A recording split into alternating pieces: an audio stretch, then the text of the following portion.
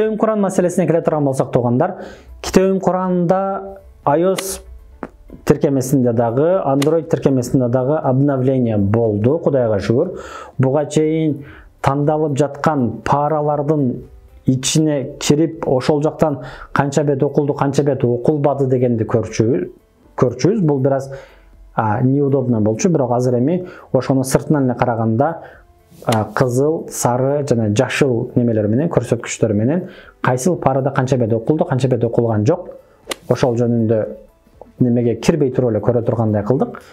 Посмотрим, еще андагы адаптация, дагы оптимизация кылышыбыз керек болуп жатат. Эгерде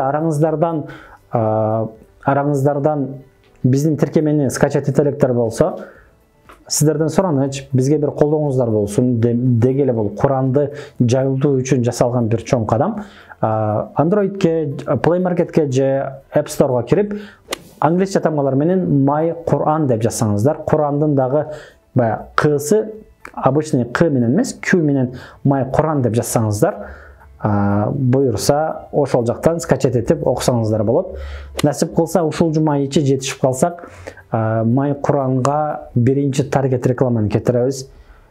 Мага доступный болгон жылдыздар менен байланышып, аларга дагы видеолорду жөнөтүп бөлүшүп койгула деп суранабыз. Канчасы макул болот, канчасы макул болбойт билбейм. Бирок сиздерден суранычым, мен өзүмдүн аккаунтума чыкканда, сиздер дагы стористериңиздерге бөлүшүп, же WhatsApp групптарга таратып койсоңуздар, аябай коймушта болом. Жалпы жонунан ушул туугандар, кийинки жумага кандай пландар бар? Жана айткандай, программаны ассистентти бүтүрүп, аны ишке киргизишибиз керек. Куран боюнча таргетти кетиришибиз керек. Жана жетишип калсак, кыргыз мындын логотипини бүтүрүшүбүз керек. Кыргыз мын менен байланыштуу бир канча видеолор бар, бирок бул видео аябай узап кеткендиги үчүн аны кийинки видеолордо кененирээк айтып берейин.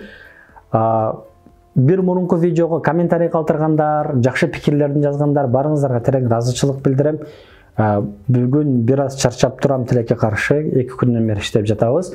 Насип кылса кийинки видеолордон жакшы маанилүү суроолор же маанилүү комментарийлер болсо, аларга дагы жооп берем. Дуа кылыңыздар, эли жерге дуа кылыңыздар, өзүңүздөр үчүн дуа кылыңыздар, жалпы мусулмандар үчүн дуа кылыңыздар. Ассаламу алейкум ва рахматуллах.